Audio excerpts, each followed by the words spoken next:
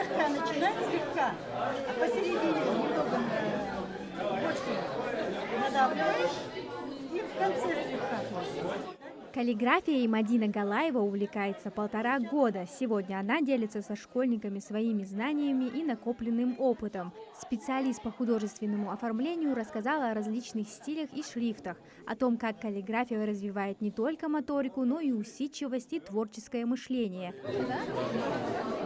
Лепка из глины – еще один мастер-класс. На создание собственных шедевров школьников вдохновляет Акрамат Галаев. Первое, что нужно научиться, это оцентровывать и потом уже поднимать вверх и вот делать вот такое вот, примерно вот что-то такое. Вот. Потом идет уже расширение. Главное не забывать добавлять воду. Благодаря сотрудничеству с Фондом «Защитники Отечества» мероприятия посетили и семьи участников СВО, в их числе и Оздоевы из Карабулака. Они приняли участие в интеллектуальной игре. Организаторы проекта так поддерживают их непростое время, дарят ощущение тепла и сплоченности. Первое слово – это домашнее животное, маленькое. Мышка? Нет, мышка, только ребенок, малыш, короче. Да. Мероприятие проходит в стенах Сунжинского колледжа современной медицины и технологии. Собравшиеся здесь – это школьники старших классов. Принимать участие в подобном проекте им интересно. Это возможность научиться чему-то новому.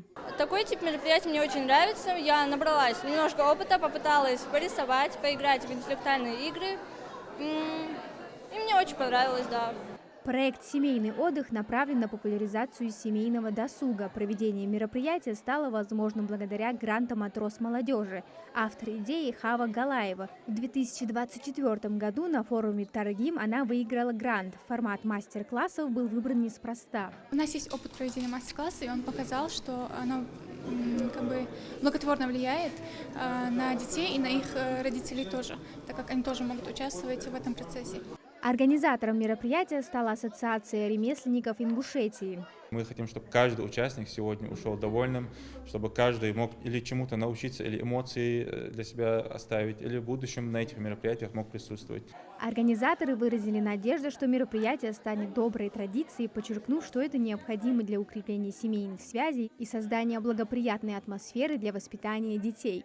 Это первое такое мероприятие в рамках реализации проекта «Семейный отдых». Проводимый мастер-класс – это прекрасная возможность для семейного досуга, который развивает как индивидуальные навыки, так и сплоченность внутри семьи. И это еще один важный вклад в укрепление семейных ценностей. Амина Зязикова, Мауладгири Ахильгов, Магаз 24.